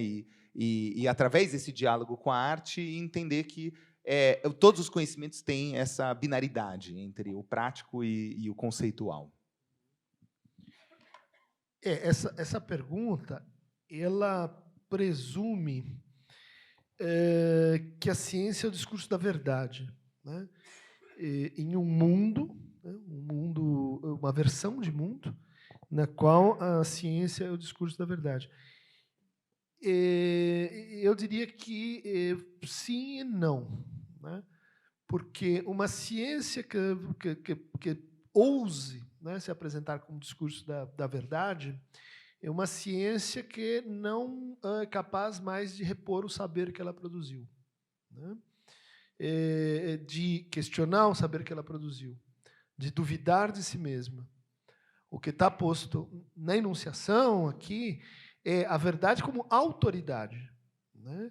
A verdade como uma espécie assim de posição de onde você pode julgar os outros saberes. Aqueles que são mais úteis, aqueles que são mais verazes, aqueles que são mais eticamente pertinentes e assim por diante, né? Quer dizer, todo o problema remonta à ideia de que a verdade ela é uma certa posição entre ciência e ética, né? Nós estávamos falando sobre isso. A verdade não é só um ponto de vista descritivo sobre o mundo. Ou então muda para a natureza. Não fala em mundo. Porque se falar em mundo significa falar em consciência. E a gente viu que a consciência envolve negatividade, a consciência envolve qualidade, a consciência envolve qualidade, negatividade e linguagem. Mas agora a gente pode acrescentar um outro ponto. Consciência envolve temporalidade, né? E temporalidade envolve história, e isso está na raiz, né, do nascimento da ciência. A ciência é uma dialética entre saber e verdade. Ou seja, a verdade é um momento do saber. Esse momento em que ela diz, não, mas o vermelho, ela captura, a gente não precisa abandonar a noção de verdade, mas ela depende, né, dessa espécie de encontro em que o conhecimento e o saber ético, elas se juntam. A gente ignora isso, né? E quando a gente ignora, a gente não consegue mais, né, se colocar numa relação, vamos dizer assim, em que esse discurso, né, pode me incluir como agente, né? Eu passo a ser um funcionário do discurso da ciência. Eu passo a ser um subordinado ao discurso da ciência. Eu deixo de pensar a ciência como um projeto emancipatório. Eu deixo de pensar a ciência como algo que, no sentido Kant, me torna uma pessoa adulta, capaz de usar a razão majoritária em espaço público. Eu estou criando, vamos dizer assim, um idiota político, né? Alguém que sabe muito sobre X e Y, pode saber, inclusive, sobre arte, mas ele é incapaz de associar isso que você precisa se transformar para poder dizer uma verdade. Por quê? Porque essa verdade não é só sobre o mundo, é sobre sua posição em relação ao mundo. Esse é o X da questão, né? Eu passei aqui, acompanhei 4 ou 5 fusões, metamorfoses, renascimentos, refundações dessa escola. Eu acompanhei, né, com Penina, com Stella, com o Tom, como a escola foi mudando, né, de arquitetura, de, enfim, um conjunto disperso de casinhas para um projeto, vamos dizer assim, ousado do ponto de vista arquitetônico, né, ganhou prêmios, etc. Qual é o fio condutor, né, que eu sempre ouvi, né? Tem umas modas teóricas e também, mas tem uma expressão que eles até não usam muito assim, oficialmente, mas esta escola tem um olhar estético. Ou seja, não é que ela dá aulas de teoria da arte, Tom que nos perdoe, né? Teatros e etc. Isso tem, né? De fato, é valorizado. Né? Mas olhar estético é outra coisa. Né? Não é fazer arte, né? Não é entender de arte, não é ter a técnica da arte. Olhar estético é uma forma de você criar uma perspectiva em que ciência e arte elas estão juntos. Por quê? Porque é a perspectiva que cria essa junção. Não é, vamos dizer assim, a forçagem dos saberes, não é um super professor que domina todas as áreas. Né? É um ponto de vista. E aí a visão vai se ofuscando e qual que é o sintoma? Não sei se você concorda, mas uma certa crise de narrativa, né? Eu sinto que se tem uma coisa que tem me incomodado, eu não sei se é geracional, mas eu sinto que com certeza tem um fundo mercadológico e as nossas condições econômicas atuais, é o quanto parece estar sendo difícil para alguns alunos, principalmente mais velhos, conseguir criar uma narrativa na cabeça sobre si, sobre a sua relação com o mundo, esse aspecto temporal, né, que você está falando da consciência. Não, terrível, porque no consultório também a gente tem uma mudança brutal da fala dos pacientes, em que você pergunta para uma pessoa, então fale de si, e a pessoa conta o seu currículo.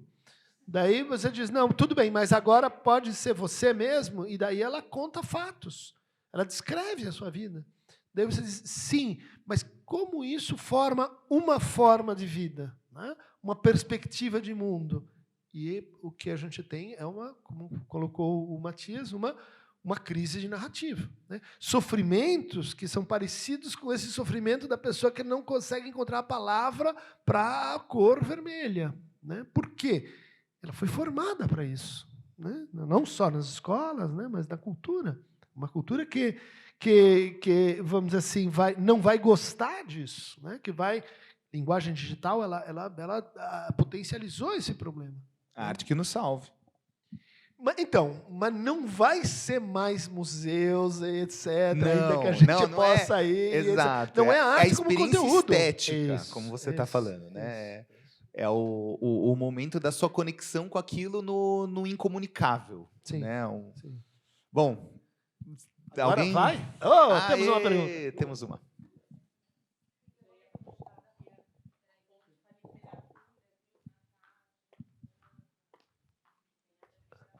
Até posso responder essa de forma brutal, porque eu dou frequentemente aulas, conferências para o pessoal do SESC. Né? E o pessoal do SESC, tipo, os que coordenam os diferentes SESCs em São Paulo e etc. E, inevitavelmente, vem essa questão, né? Mas o que fazer? Tá? O que fazer, porque agora a gente tem esse diagnóstico e tal. O que fazer? Porque a gente tem que fazer alguma coisa para mudar essa distinção de ciência e tal. Eu falo, quer saber mesmo? Mata, abole, proíbe uma coisa chamada parágrafo padrão. Isto é um crime de saúde mental, você impedir que nossos alunos inventem formas expressivas na aula de redação. Por favor, pelo amor de São Dimas, contratem professores de literatura. Que tem que ler, mas ler bastante, oferecer. Isso é um problema de saúde mental. Né? Vamos ler, sei lá, os clássicos.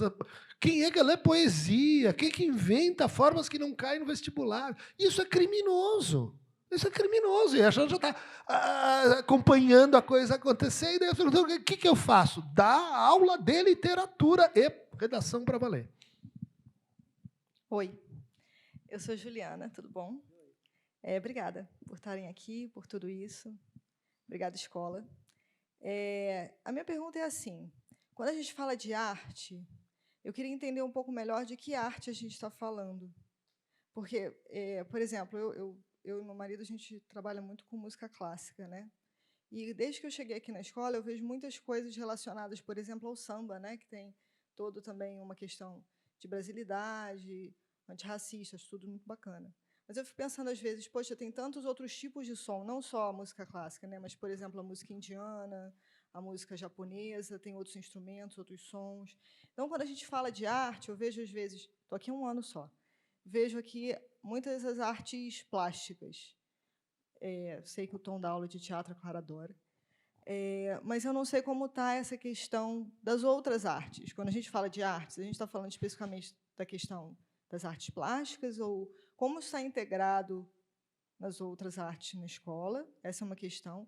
E quando a gente fala de consciência, eu me pergunto assim, como esses alunos tomam consciência. Não sei, olha, eu nunca estudei psicanálise, tá? Vamos começar por aqui. Eu não sou da sua área. Tudo bem. Tá? Então, licença as palavras, tá? Me perdoa a ignorância nesse assunto. Mas, assim, quando a gente fala de consciência, como a gente traz para o indivíduo, aluno, a capacidade de ter consciência sobre a sua própria experiência? Sabe? Porque eu acho que eu passei a minha escola, por exemplo, toda muito nula na minha capacidade de ter consciência da minha experiência. Então, são essas duas questões. Obrigada.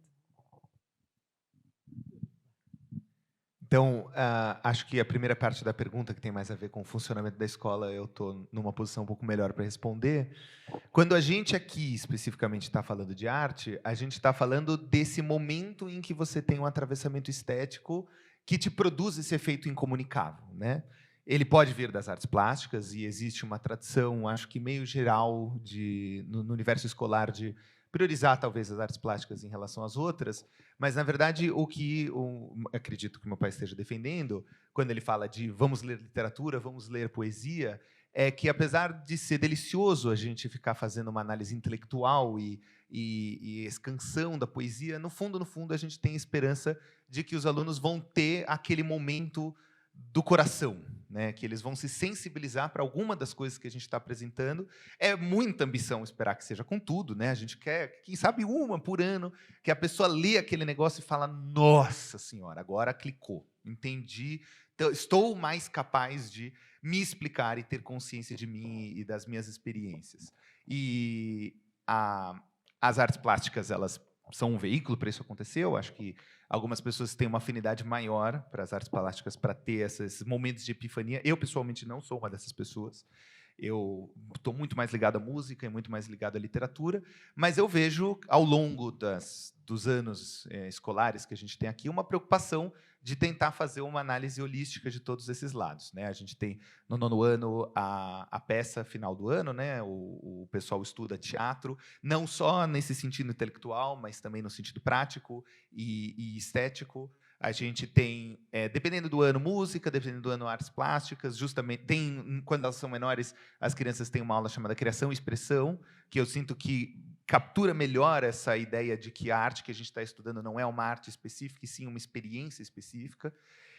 Mas sinto, sim, que, mesmo dentro de um currículo de música, para a gente poder garantir que tenha um clique, pelo menos, para cada pessoa, existem milhares de gêneros musicais que a gente precisava estar sempre entrando em contato, né? A gente nunca sabe se a pessoa vai ter esse clique com o samba, que a gente reconhece que tem um valor cultural, para além dessa questão estética, mas tem gente que vai ter isso com música clássica, e existe um esforço, uma tentativa de propiciar isso para os alunos, mas, no final das contas, a gente tem uma disputa de muitas artes, de muitas experiências que a gente quer propiciar.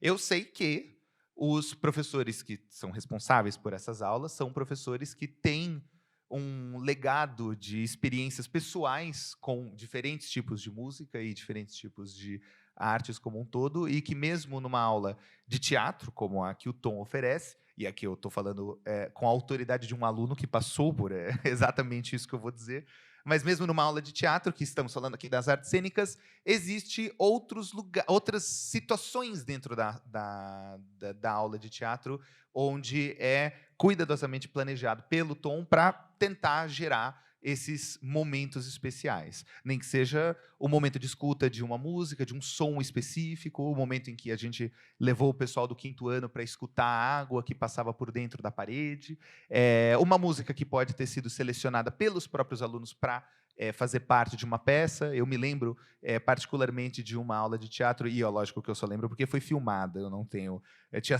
4 anos de idade, me perdoem, mas de uma aula que era uma aula de teatro que tinha a ver com sentir música, e não lembro exatamente se era uma música clássica, mas era uma música mais contemplativa, uma música sem letra, onde a gente ficava livre para usar o nosso corpo para sentir essa música imagino eu, que planejado pelo Tom para ter esse momento de uma conexão quase inconsciente com a cultura. De fato, é uma discussão longa, né? E que a gente podia dizer assim, a arte é um sistema, né? Um sistema sociocultural que envolve certos cânones, né? Que se sucedem, que se transformam ao longo do tempo, ligado a certas instituições, né? Museus, livros, que estabelecem, no fundo, normativamente, o que a gente chama de arte, e que diferem, como dizia o Mário de Andrade, né, a arte do artista do artesão, né, e que são aquelas práticas, vamos dizer assim, mais ligadas à manualidade, que tem uma função mais instrumental e assim por diante. Mas eu acho que a tua pergunta ela toca vamos dizer assim, naquilo que seria o fundamento da arte, né? A arte é um caso particular do quê? Da estética, né? E a estética é a prima tardia da filosofia, né? Os gregos não tinham estética, não tinham uma discussão organizada sobre estética, né? Tinha lógica, tinha ética e moral, tinha epistemologia, tinha metafísica, tinha... Filosofia era isso, né? A estética estava lá no meio, tem a poética do Aristóteles, não era uma disciplina independente. A estética ela nasce em 1750, ou seja, aqui do lado, né? Mostrando como ela é, de certa forma, um sintoma da modernidade. Ela é elevada à condição de uma disciplina, vamos dizer assim, nobre, autônoma, aí na modernidade, na alta modernidade, no momento em que fica claro que tem que existir algum tipo de saber que junte ética com conhecimento, né? E o Baumgarten, que é o filósofo que sistematizou os problemas da estética, ele dizia, olha, a estética é um tipo de saber. Olha lá, é um tipo de saber, é um tipo de gnosiologia, como ele falava, né? Uma forma de saber. Você tem a forma, né, das ciências exatas, das ciências naturais, você tem a forma da ética, você tem o saber estético. E que ele dizia assim, olha, tem 3 palavras-chave para a gente entender essa problemática. A primeira é esteses. Então, isso que você falou, né? Você tem um certo desenvolvimento das sensações, da capacidade de percepção, né? O Matias ele teve um professor de música que eu falei, esse cara ou é um louco ou é um gênio, né? Porque ele pegava uma classe com 20 pivetes, né? Os moleques querendo mexer nos instrumentos e tal, e eles diziam, não, vamos começar a aula de música. Qual que é a primeira lição da aula de música? Silêncio. Escutar o silêncio, né? Então, enquanto eles não conseguissem escutar o silêncio, não tinha aula, né? Eu falava, isso aí vai dar em algum lugar? O Matias virou um problema, porque é Natal, o que você quer? Um cavaquinho, depois o quê? Um piano, guitarra, baixo, flauta, trompete, bateria. Bateria. Ele ficou fanático por música. Eu falei, mas eu sou péssimo, né? Cris nem campainha toca. De onde veio esse negócio? Eu atribuo muito a essa, vamos dizer assim, essa experiência estética, no sentido das teses que alguém tem que ensinar, né? Você pode ensinar isso pela escuta, mas você pode ensinar isso pela dança, pelo gesto, pelo acesso à narrativa. Ou seja, nesse sentido, as artes elas são versões particulares, né, das linguagens estéticas, né?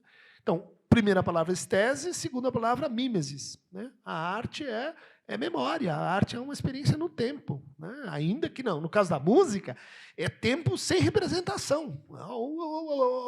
Para os românticos era a arte superior, a estética superior. Por quê? Porque ela superava a nossa capacidade, o nosso desejo de conceito. E catarse. Catarse quer dizer de onde nasceu a psicanálise, né? Acontece algo quando você lembra e articula em conceito uma experiência de corpo, você se transforma. É esse o ponto que eu peguei aqui nos exemplos do Matias. Você se cura ou você adoece, acontece alguma coisa que você não é mais o mesmo depois que você encontra aquele nome, aquela forma estética, aquela som que te representa. E, bom, hoje, eu diria assim, que uma definição simples, operacional de arte é duas coisas: linguagem. E quanto mais relação entre linguagens, melhor. Por isso, muitos dizem que o cinema é a arte fundamental, porque ele consegue juntar todas as outras linguagens, né? A música, o drama, iluminação, fotografia. Então, é linguagem, intersecção de linguagens e contradição social, né? Então, eu acho que o samba, e não o canto gregoriano, ou a cantata barroca, a fuga do bar, eles são privilegiados porque, para você dar linguagem para a contradição social, você precisa ter um certo diálogo com o seu tempo, ainda que depois isso permita, né, você chegar em outras formas de linguagem. Porque se você entra na linguagem da arte, um ponto te leva a todos os outros, né? Mais uma pergunta, e aí a gente encerra, pode ser? Olha, não é uma pergunta. Eu fiquei pensando em muitas coisas. Primeiro, nessa sexta-feira à noite, que eu fiquei pensando que o alimento é o conhecimento, fiquei imaginando isso, e eu fiquei pensando também se beber se potencializa o nível dessa discussão, porque, gente, é uma conversa sem pauta e é ótimo que seja assim. E eu queria falar um pouquinho, como pedagoga que sou, né? Que eu fiquei pensando muito, né, pelos relatos, especialmente do Matias, eu acho que nessa impertinência das perguntas e que lugar o Matias foi encontrando para isso durante as aulas, né? Porque a gente vê que as escolas, a maioria das escolas, quando quer falar do ensino de ciências, mostra o laboratório, como se a experiência por si só garantisse um bom ensino de ciências, né? E o que eu acho que o Matias ele usou a palavra sequestrar, né? Que o aluno foi sequestrar, ele vai sequestrando ou sequestrou um determinado conteúdo, enfim. Eu estou saindo pensando nessa palavra, se é sequestro, porque pode ser abdução também. Mas o bonito que eu acho, Matias, é que você não parte do ensino, da experiência para a comprovação de uma verdade, né? Mas você vai ali, pela experiência, tentando encontrar o pensamento das crianças. Então, quais são as perguntas que circulam ali, né, na cabeça de cada criança? Isso é muito bonito. Eu acho que essa é uma subversão necessária, importante, quando a gente pensa no ensino, né? Não só das ciências, eu acho. Então, eu achei isso bonito. Eu saio desse encontro com muitos buracos. Eu também gostei da metáfora dos buracos que você usou. E acho que, quando você vai falando dessa coisa de buraco, né? Espera aí que eu tenho que tirar o óculos aqui, que eu fui anotando muitas coisas. Então, essa ideia de fazer a experiência e saber, tentar entender como as crianças são atravessadas por essa experiência e, com isso, tentar acessar as ideias que se passam por lá. E isso vai pautar a sua aula, não a verdade que você quer demonstrar, né? E que as crianças saem com coisas para pensar. Eu acho isso lindo. E outra coisa que eu fiquei pensando é que essa menina, ou essas crianças, porque essa menina ficou com a questão da cor, mas outros foram sequestrados por outros pensamentos, por outros questionamentos. E eu acho que o ensino é isso, né? Cada um, e tentar se aproximar daquilo que se passa na cabeça de cada criança, porque não é a mesma coisa. Não é o mesmo conteúdo que todas as crianças sequestram, enfim, tentam se aproximar, com perguntas, né? Trazendo essas perguntas. Então, eu acho que essa é uma subversão importante quando a gente fala do ensino das ciências também, porque tem essa coisa do encantamento e do entendimento de que mundo é esse. Então, eu acho que foi muito feliz essa ideia de pensar o diálogo para entender, diálogos para pensar o mundo, porque é através das perguntas que as crianças vão acessando isso, né? A compreensão do mundo, e a compreensão nem sempre, quase sempre, não, quase nunca vem sob forma de afirmação, né? Vem sob forma de perguntas, de interrogações. Então, acho que uma escola que dá lugar, reserva lugar para as perguntas genuínas das crianças, não das perguntas que a gente espera que elas façam, é uma escola que possibilita esse entendimento de mundo, porque também está muito difícil entender o mundo, né? Acho que, mas eu acho que de pensar o mundo, de fazer alguma coisa, né, com o conhecimento que a gente trabalha na escola, enfim, na vida, é uma escola que é feliz. E eu estou falando isso porque você falou a palavra alegre no começo. Estou muito alegre, né, de estar aqui, então acho que é uma escola que dá vida para aquilo que é a vida da criança. É isso, um comentário só. Eu sei que não foi uma pergunta, mas posso responder mesmo assim? Sobre tirar a experiência do laboratório, existe, novamente, apesar de ser repetitivo, um papel estético em fazer isso, né?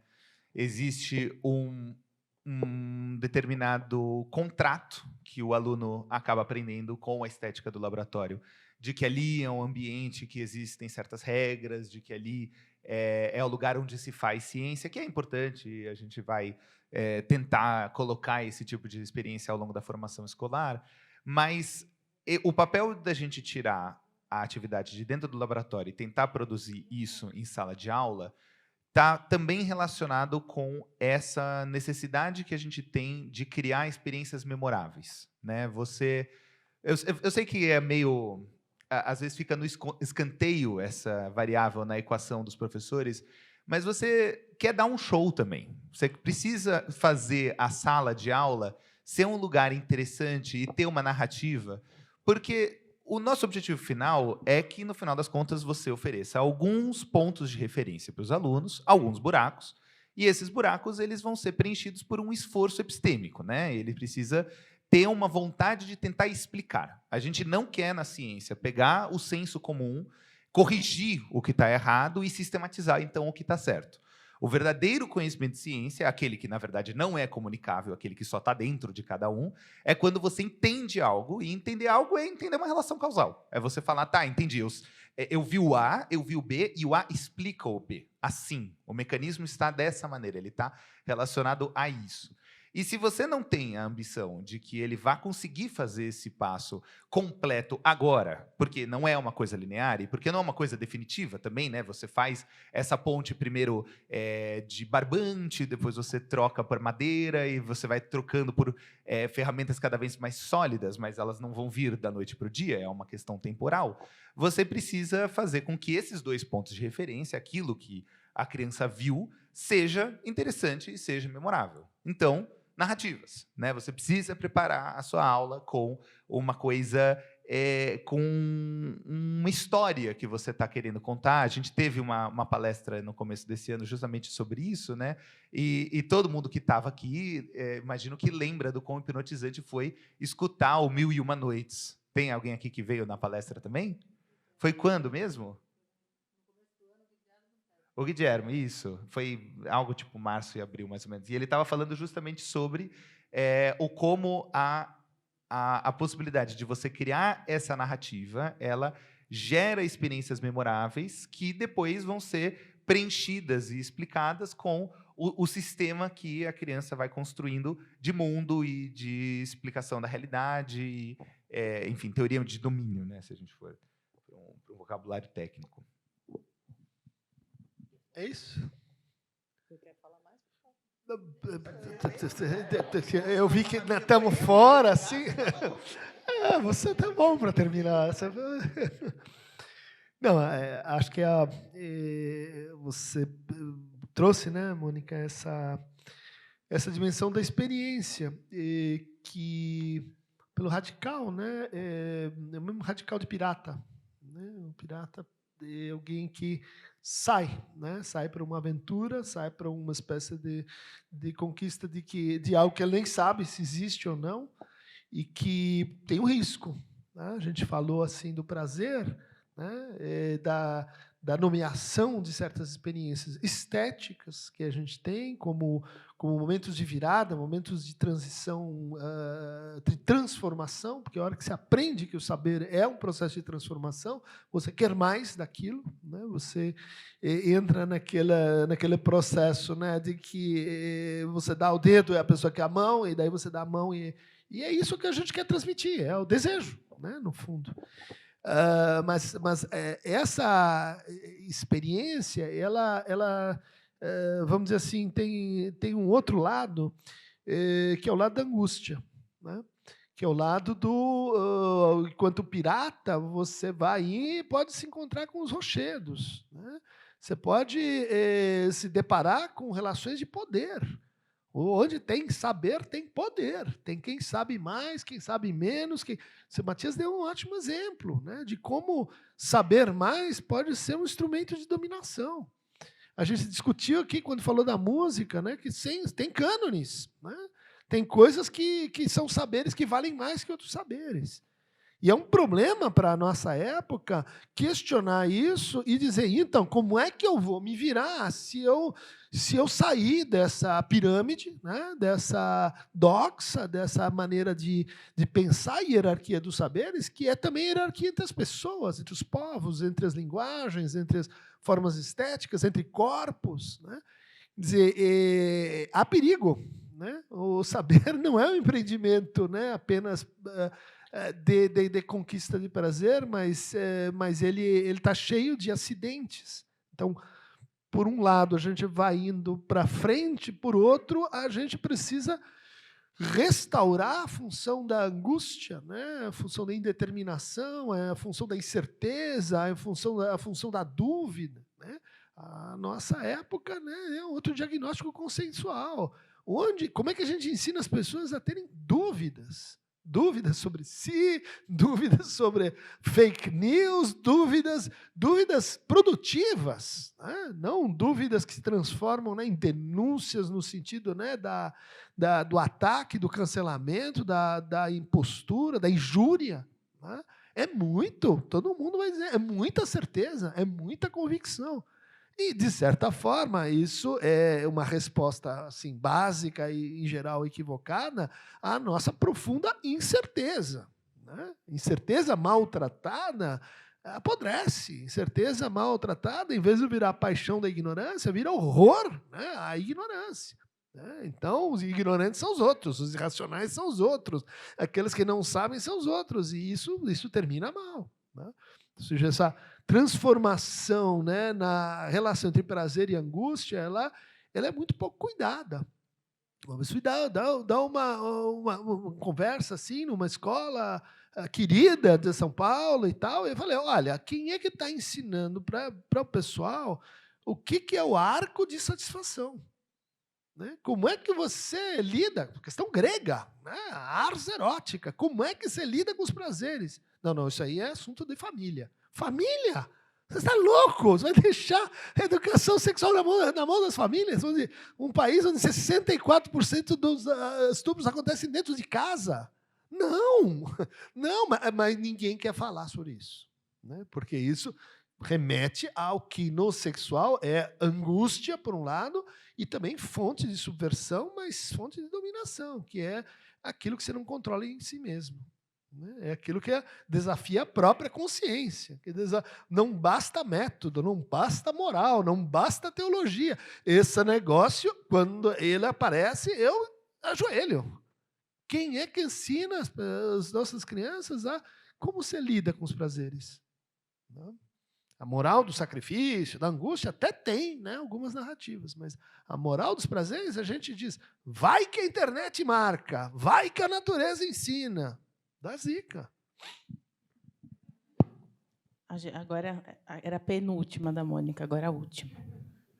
A Cleide. Bom, primeiro eu gostaria de agradecer muito essa oportunidade. Eu estou aqui com pessoas do grupo da terça-feira, que é um grupo de estudos, e acho que foi brilhante o diálogo, e tão bonito, né? Porque é um diálogo do afeto com conhecimento. Né? E aí, então, aí a linguagem está presente, porque ela está presente nas ciências que vocês transitam, etc. A questão que fica, e que Mônica também já colocou, de certa maneira, é como trabalhar os buracos com o adulto. Porque a formação é isso, a formação de educadores é como você transita com alguém que viu a ciência em pedaços, que aprendeu que natureza é o que ele via no livro didático. Como é que você tira desse mundo, que é um mundo que se confeccionou especialmente para dentro da escola como um mundo particularizado, e que agora a gente tem como acionar? Eu acredito muito que as metáforas são bons caminhos, não são os únicos, né? Mas que também não é ilustrativo, porque a gente tem mania, e a arte também caiu nisso, muitas vezes na escola, como ilustração, que vocês também comentaram no início, que fica a serviço. Então, eu vou fazer um projeto, chamo o professor de artes para nos ajudar. Então, isso não é arte, no sentido que vocês estão trabalhando, mas essa desestabilização do que eu conheço, mas que não é eternizado em mim, porque eu aprendi assim. Como é que eu me reconfiguro nesse mundo, dizendo que eu também estou, não só a criança ao seu modo, mas como adulto, como eu me coloco diante do desafio do conhecimento.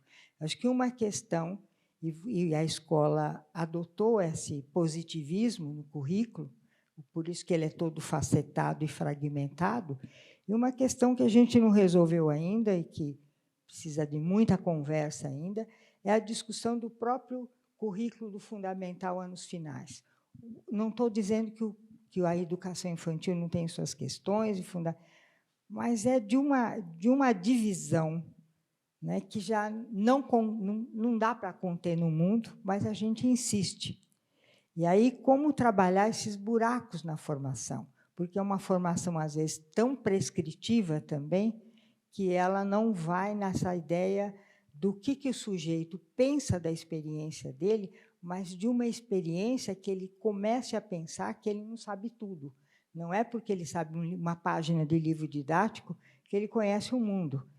E também a atenção que nós precisamos ter, passa assim, né, quem estudou os biomas, eles têm falado muito sobre isso, o quanto a gente vai para os outros saberes que não só os da ciência, né, da ciência prescrita, da ciência que tem uma história, que é aquela comunidade que ainda resta por esse nosso país, que sabe decifrar se aquela erva serve para dor disso e dor daquilo.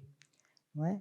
E que a gente vai perdendo isso, porque, como a escola, eu penso que a escola tem um papel fundamental. Estou vendo uma experiência de Arapiraca, né, no Nordeste, em que a escola está resgatando os cânticos de trabalho, não é? Que são manifestações da arte, mas que é um cântico que não separa o sujeito da experiência do mundo, porque, via trabalho, ele conta os casos, ele musicaliza esses casos, e a gente põe isso à parte. Isso também é arte e precisa fazer parte das discussões dos saberes da escola, né? E por isso eu acho que uma questão para discutir currículo é discutir a dimensão do conhecimento.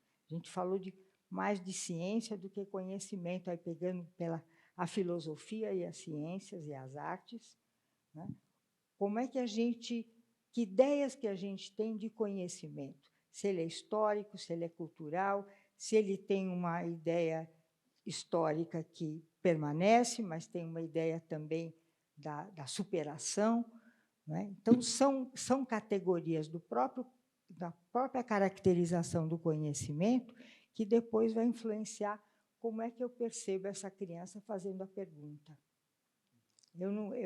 Eu sou o sujeito mais experiente, para discutir isso, mas que experiência do conhecimento eu trago na minha relação com o mundo, porque eu continuo no mundo, né? Não só a criança é apresentada ao mundo, a gente é reapresentada ao mundo pela literatura, pelas artes, todas elas, pelas 7 artes, né? Então, acho que queria agradecer muito por esse momento tão especial que vocês nos proporcionaram e que, né, pelo meu carinho, pela minha atenção que a gente sempre tem aqui na escola, no Carandá Educação, e que foi de estender a mim e a todas essas pessoas que vieram comigo. Então, sou muito grata por esse momento. Muito obrigada.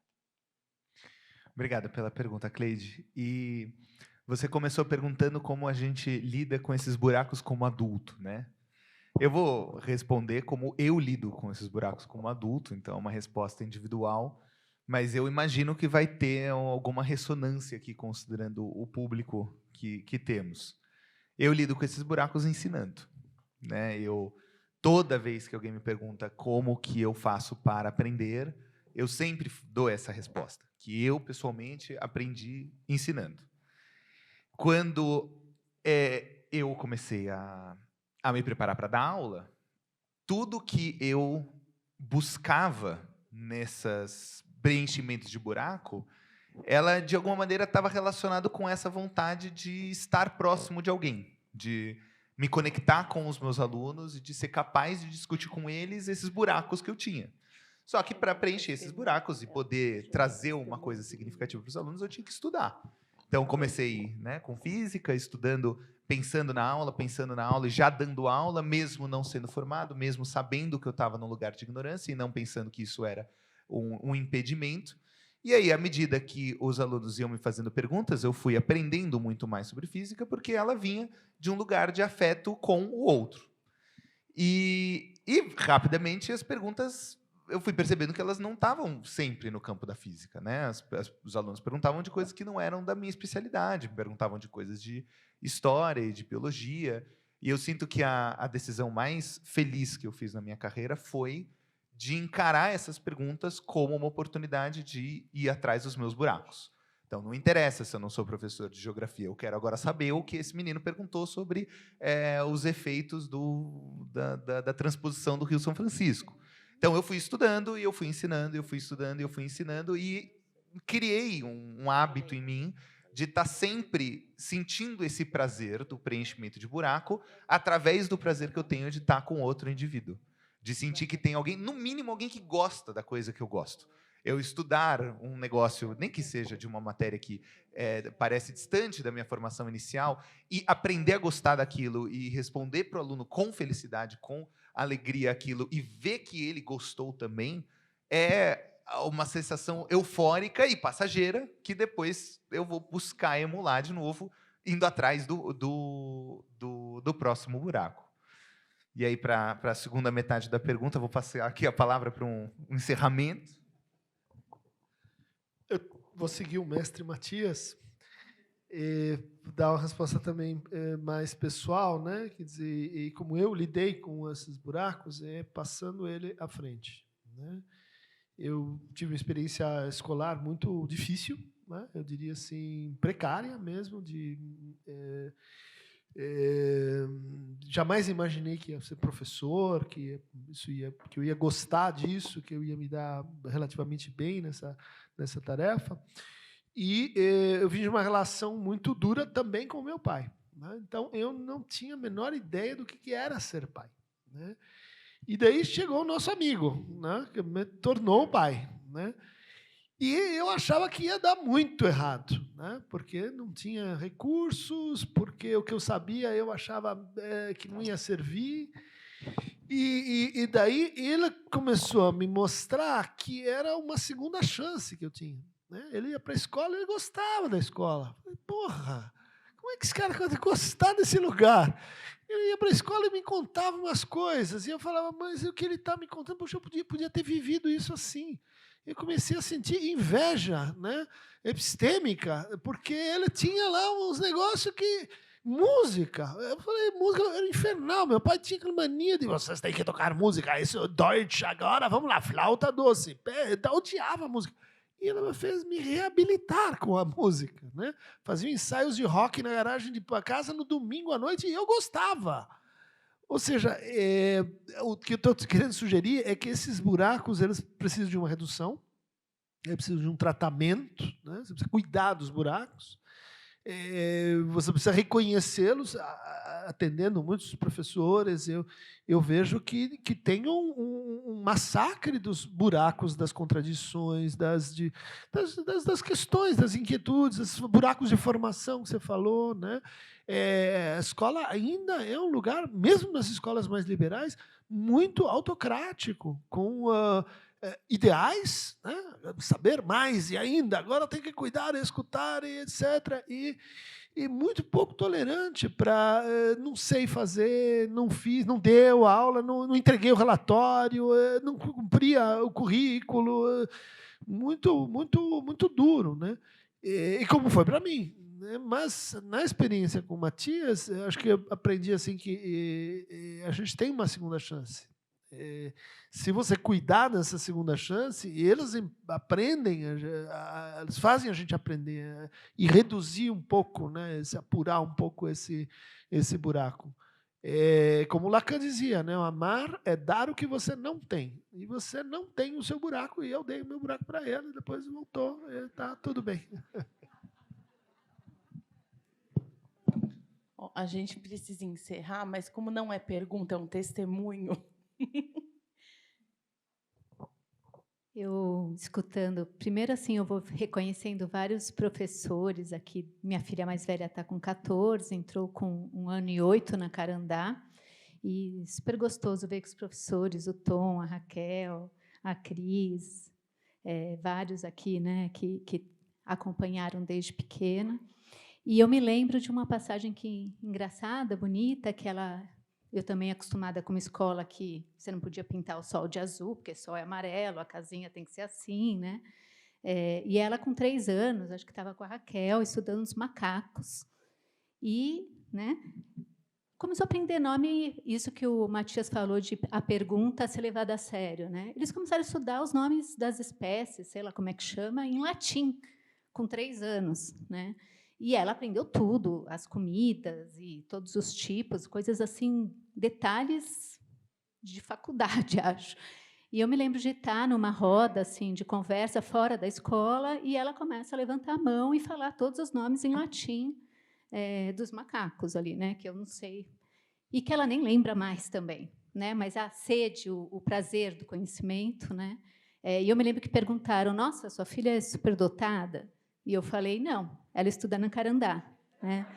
E que acho que é isso, né? É o tesão pelo estudo, pelo conhecimento, de forma muito afetiva, assim. Então, queria dar esse testemunho.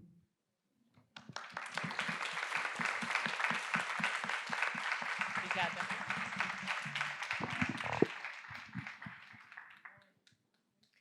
Ai, Jesus. Não podia deixar de falar alguma coisa. Acho que primeiro, ouvindo a Laís falar das crianças, né, e o Matias, enfim, mas falar das professoras e dizer que é muito doido estar aqui dentro desse espaço da Madalena, junto com a Cleide, com a Mônica, com a Cleusa, com tanta gente, né, nem vou ficar falando o nome para não ficar pior do que já estou, mas junto de algumas famílias e de muitos professores, né, pensar também o que né, as professoras que dão suporte e espaço para que o Matias faça esse trabalho no Fundamental 1. Né, eu acho que a gente não pode esquecer da parceria que ele tem feito com elas, porque tem sido no cotidiano mesmo que eles estão inventando esse jeito de fazer ali. Né? Eu acho que é sempre no encontro. E aí estou pensando nessas pessoas que nos formaram, nas pessoas com quem a gente convive e constrói escola, Estela, Milena, Penina, né? Todo mundo que não está aqui também, né? Mas ouvindo a Cleide sempre dizer, né, para a gente o que é a escola enquanto espaço público, né? E de que espaço é esse que agora a gente está aqui recebendo gente do Elvira, gente do Crescer Sempre, que são escolas, né, que fazem parte agora do nosso grupo, são um pouco nossas também, né? Que rede é essa que a gente vai construindo? E, ao mesmo tempo que é um espaço público, eu fiquei dali olhando e olhando essa foto desse prédio, com essas duas pessoas na frente. É muito impressionante, né? O mínimo que eu posso dizer.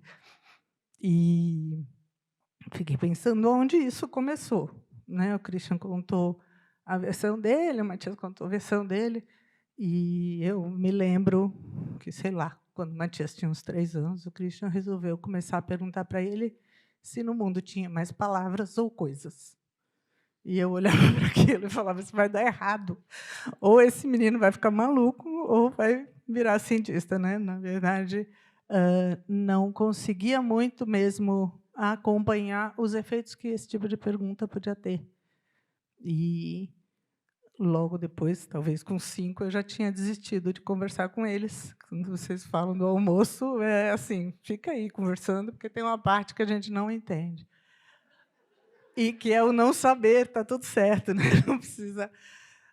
porque, de fato, né, é um lugar onde, bom, tem aí uma relação que se dá entre eles, que, claro, que, né, pertence à minha vida privada, mas que agora está pública, né, e está na frente, né, daquilo que a gente construiu. Depois de 30 e poucos anos, né, mais tempo de Christian, um pouco menos de escola e um pouco menos do Matias, enfim, né? Foi nessa ordem que essas coisas foram entrando na minha vida, mas é a vida toda que está posta aí, né? Obrigada por terem vindo.